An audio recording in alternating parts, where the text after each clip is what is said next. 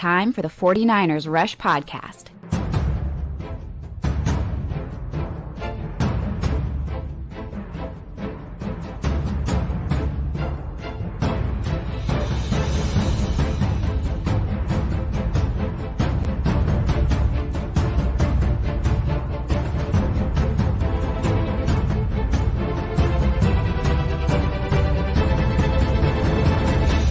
And here's your host, John Chapman. What is going on, 49ers faithful fans? It is absolutely incredible to be with you guys. Today's a good day. We just finished the Kyle Shanahan press conference just a little while ago. We got those clips cut and brought down. What's up, Kali? I love it, man. Hashtag CC. So we're going to be going over, we now know what players will play and when they will play in the preseason, and a little bit more broken down the plan for some of these versatile movement pieces on the interior offensive line, wide receiver play, special teams. We're getting a lot more validation just on what to expect. Again, not only through the end of training camp, which ends in just 2 short days, but also preseason games and leading into week 1. So we got a very, very fun episode for you guys this morning. Plus, we're going live later today with Wayne with the John and Wayne show. That's going to be about 5 o'clock p.m. Pacific Standard Time, 8 o'clock for all of you East Coasters. But I want to say thank you. Appreciate all the freaking hashtag CCs. This does count. We're going to be giving away that Trent Williams jersey this evening. So that's for all the people who ever got the most hashtag CCs in. Those are the ones that are going to be winning a free Trent Williams jersey tonight. Again, we're going to announce that live on show. So that is there for you. Now, let's jump in and let's talk what we know about the 49ers preseason. First game's, coming up very, very soon, Friday against the Packers, which I freaking love. And, the schedule that we have now, because you've got whatever your preseason game is, whether it's Thursday, Friday, Saturday, Sunday, whatever, that following Tuesday, August 16th, which is 1 week from today, we're recording this August 9th. Then you got to cut down start. You're at 91. The 49ers have 91 players right now. Every team has 90. 49ers got one extra because of their international exemption. Alfredo Gutierrez, our offensive tackle from Mexico City, or from Mexico. I don't think he's from Mexico City. But we got 91 players. You cut down to 85 next Tuesday, 86 for the 49ers. Then the following week, August 23rd, down to 80. And then August 30th, that's the big guillotine day where you're down to 53 players. Every single team is cutting almost 30 players, 32 teams. Yeah, you're talking about almost 1,000 players being cut on the same day, which I freaking hate. My least favorite day of the year. But we gotta break it down. And, we'll be doing our traditional Zoom hangout. We got 2 Zoom hangouts this month, by the way, but the one that you'll be doing with me if you're a Patreon member will be right before that August 30th cut down, that Sunday right beforehand. We'll be going through and projecting our own 53-man roster, one of my favorite Zoom hangouts of the entire year. Now, Kyle Shanahan was asked a lot of questions today. Very, very good, very telling press conference. And they asked him, what's your plan to play starters during the preseason? You got 3 games, which is new. Used to have 4. Now we have 3 games, and then you get 2 weeks off. And so here's a quick clip on what Shanahan said he plans to play his starters. In my mind right now, I'd like Trey to get in games 1 and 3. I want some of them in there at least. Yeah. Trey's going to play weeks 1 and 3. And offensive line, yeah, he wants some of them in there. You don't want him getting hurt or taking unnecessary hits. So now okay? So it starts with Trey. Then it kind of works its way backwards and works its way out. And, it's interesting. And he went into a little bit further detail. So I'm going to play this clip. Then I'm going to break it down even further. Why 1 and 3? What's the whole thinking behind that? Kyle goes into a little more detail. Some of them. We got a pretty good idea. I definitely want to see how these practices go these first 2 days. I'd like to get guys to play in this game, mainly because I don't want them to play in the second game. Going to scrimmage the team, more into the scrimmage than the game. And then to have a chance to get them to play in a game 4 days after that versus Houston when we get back Sunday morning will be tough. So that's why I don't want to play much in that game. So hopefully a little in 1, a little in 3, and then we'll have 17 days to get ready for week 1. There you go. And Kyle went on and they asked him, like, do you prefer the inter-squad scrimmages, which we're doing with the Vikings, over the preseason games? And he says, yes, I wish that's all we were doing. I wish we had no preseason games. Coaches hate preseason games. 1, injuries happen a lot more.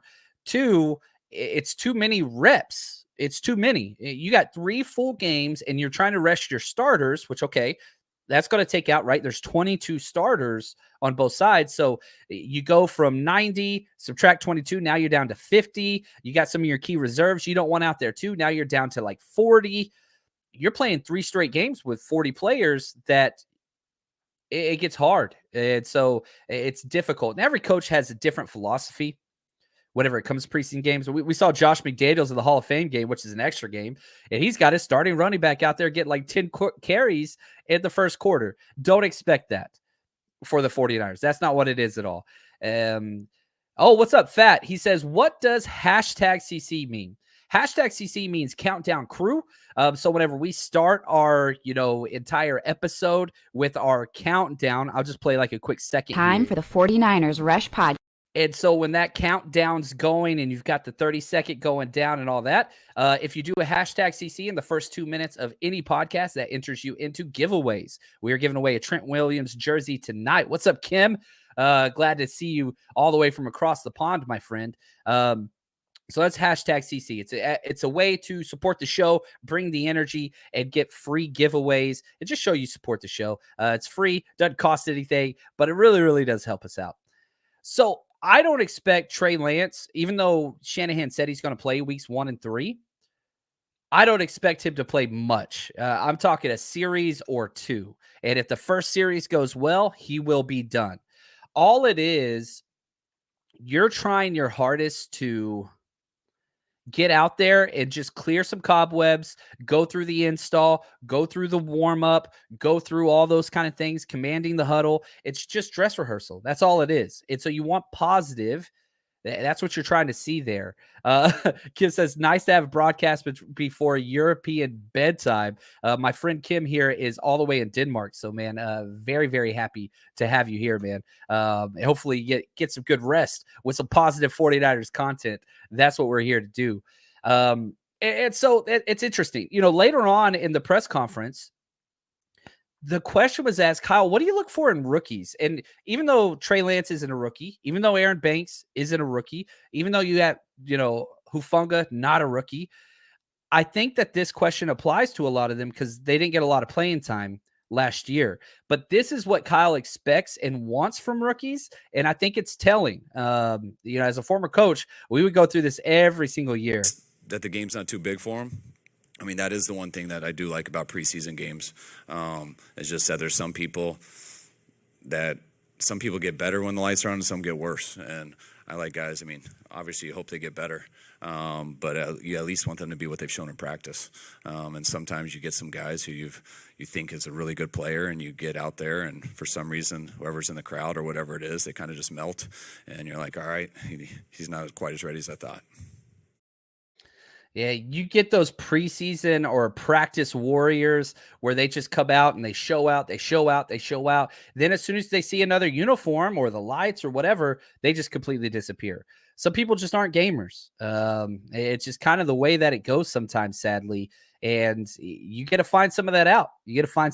Now, some of the key people I'm looking for is that running back rotation, man. I want to see Trey Sermon. I want to see Jordan Mason. We kind of know what Jeff Wilson Jr. is. We kind of know what Hasty is. I want to see TDP. I want to see those guys. I want to see that get kind of worked out. Now, the interior offensive line, which I think is important. Probably the biggest question mark on this team. With Banks, who's going to be the center, whether it's Brunskill or Brindle. And then, sure enough, on the other side, you got Burford. And Shanahan dove into pretty good. I love this.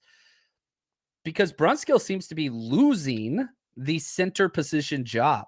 And, Spencer Burford's gotten every single snap at right guard. He's going to be starting. Shanahan was asked, is Brunskill going to be in the right guard mix at all? And what does that look like? Because he's only been working at center. Well, exactly what Dan can do. I mean, I think Dan can actually be better with getting less reps, not getting as much wear and tear on his body. Dan knows how to play.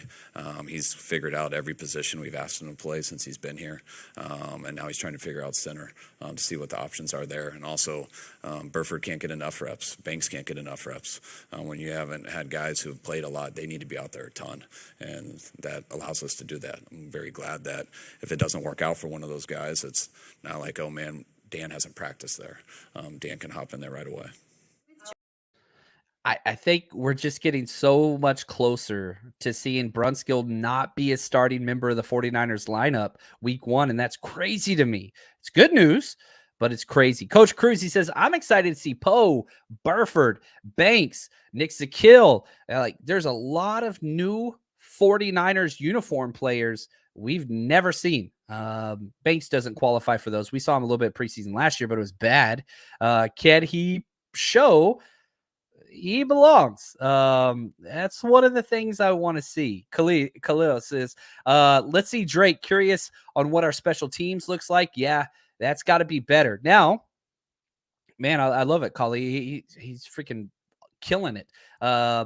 Because that's where I wanted to go next. I wanted to talk about special teams and, most importantly, Ray McCloud. If you've been following the wide receiver depth chart and development of the 49ers so far through training camp, Danny Gray has not shown yet why he was drafted in the 3rd round. Obviously, the intent, the speed and all that stuff, it's going to come through.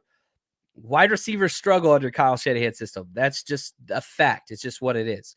So while, Danny Gray hasn't lived up, Juwan Jennings sure has, and so has Ray McCloud, the new guy that they just brought in. And Kyle was asked, what is Ray McCloud going to be doing for you as a wide receiver? Check this out. I mean, the coolest thing about Ray is, I watched him as a receiver and wanted him just for receiver. And then when we watched him as a punt returner, and then we wanted him just as a punt returner. We expect him to help us out on offense a lot. And the fact that we feel we have a good starting punt returner, a good starting kick returner is a huge bonus. I was on Wayne Breezy's show this morning, and we talked a little bit more about Ray McCloud. It's quite possible that he is going to get a lot of snaps come week 1, week 2, because in the past, in previous year, last year specifically, if Debo or Ayuk went out, that meant Trent Sherfield, who was okay, he served a role, and Travis Benjamin went in. Travis Benjamin was the team's 4th or 5th wide receiver, depending on which week it was, had 0 catches on the year. It's hard to have a wide receiver that has 0 catches for the year.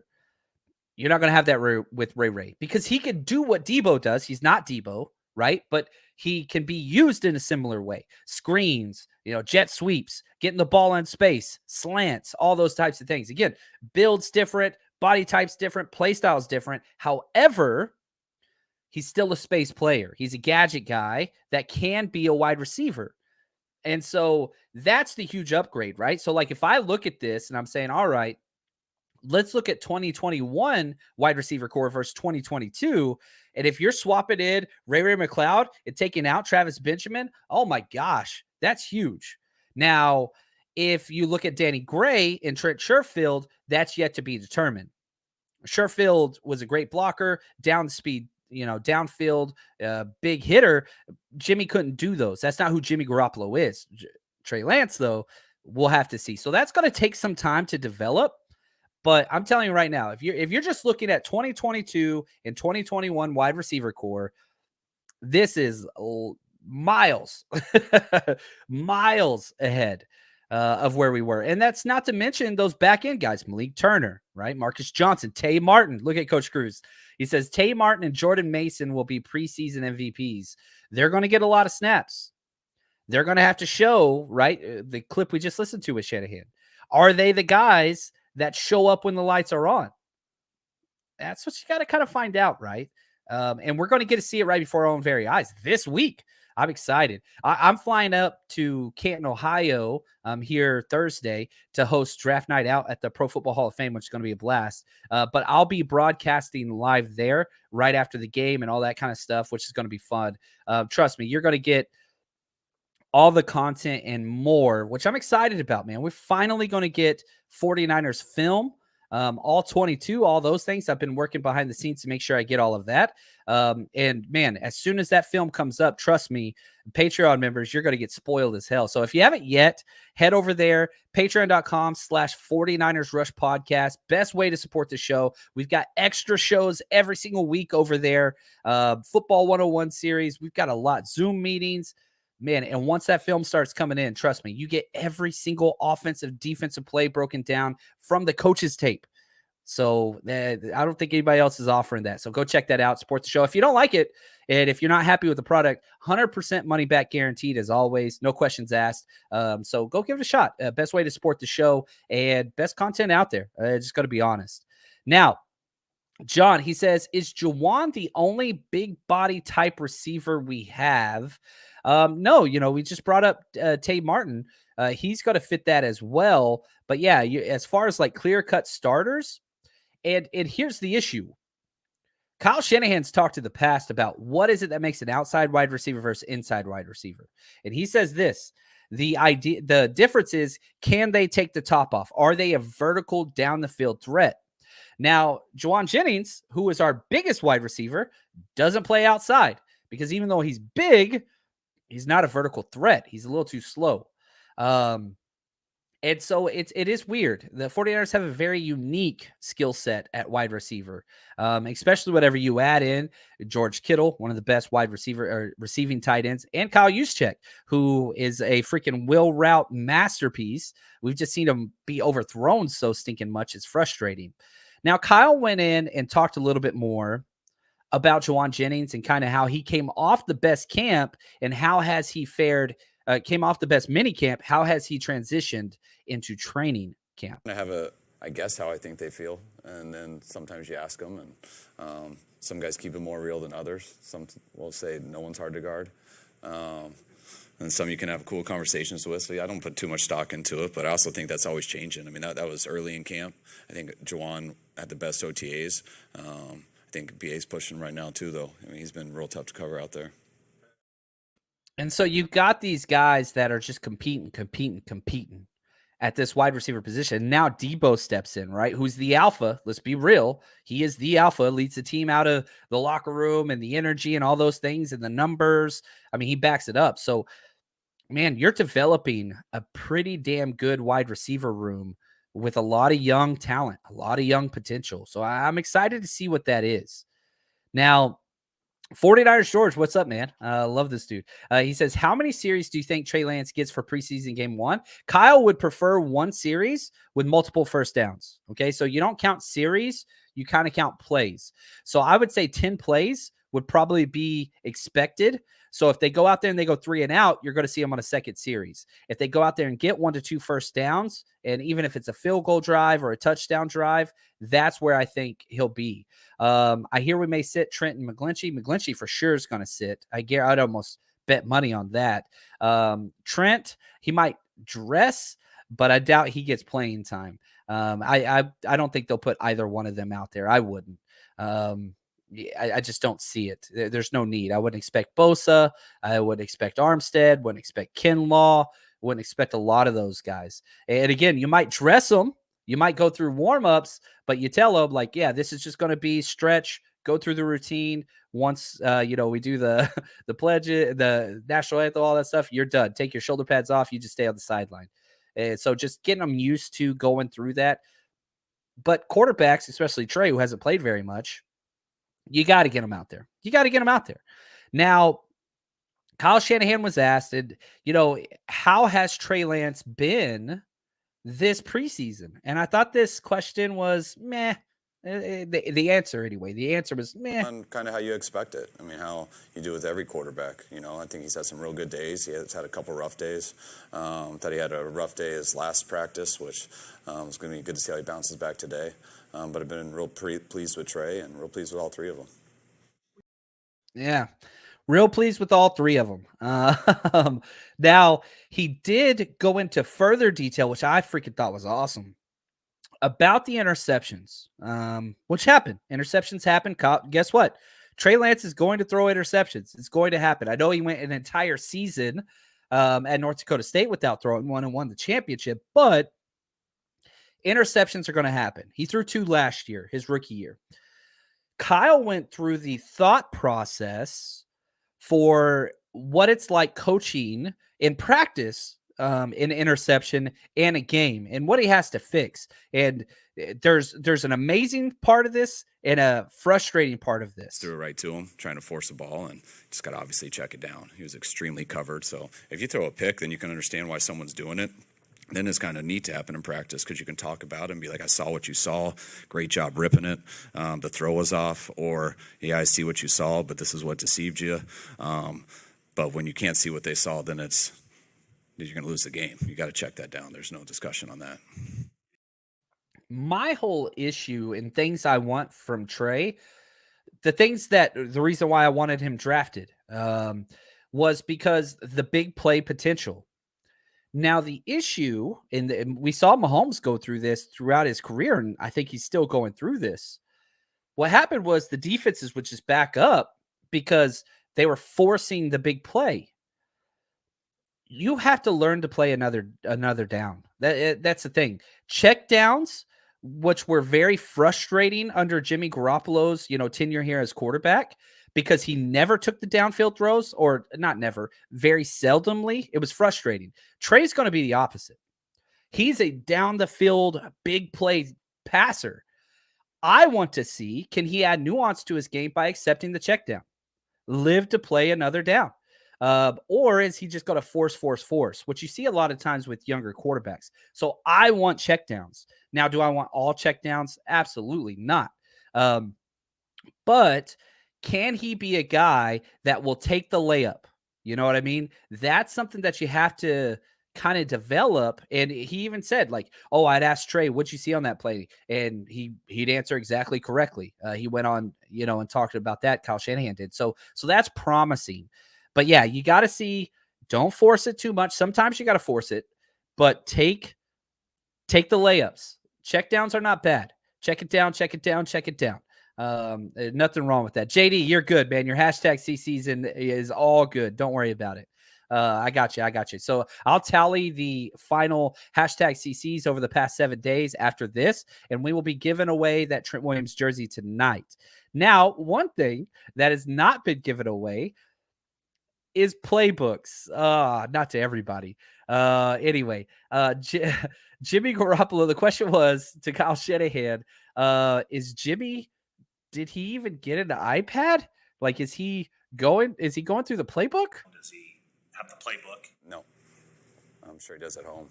I mean, we haven't given new playbooks out this year yet. But, I mean, he's not in meetings. He's not doing all that stuff. So he's just doing what I said he's been doing. But, yeah, I think if he's on the depth charts, because you have to be. I think all 90 guys on our roster do. We have 91, actually. Yeah, that's ouch. I don't know how to break that down any further than he did, but for those expecting Jimmy Garoppolo to start or to still take over this team or even be on this team past August 30th, I don't think it's going to happen. And no, you don't cut him now. You don't save any money. It doesn't help your team now. Wait till August 30th and that final cut down day, because he's going to go to Seattle if nobody trades for him, and he's going to be starting against you in your own home opener week 2. Yeah, Ben says give Jimmy the wrong playbook for when he goes to Seattle. He knows the playbook. It's the Shanahan ain't changing much, so he knows it. But yeah, that's kind of where he is now. One thing I did want to talk about is the new 49ers unofficial depth chart came out, and I know I'm going to get a lot of questions on this, and that's okay. One, if you read at the top, I'm showing it on the screen now. If not, you can check it out on my Twitter page at JL_Chapman, or you can see it at 49ers.com. The 49ers football communication staff put this together, and it's got mistakes all over the place. Kyle Shanahan was asked how important it is, and he's like, it's not, is what he said. For example, if you look at left guard, okay, Aaron Banks is starting. That is correct. Behind him is Jason Poe. Jason Poe hasn't taken one snap at left guard through training camp. Not one. He's practiced almost predominantly at right guard. Keaton Sutherland, guess what? He has played some guard work, but he's played center predominantly. So that just an example of like, all right, that doesn't make much sense. I don't get it. Take that for whatever you want.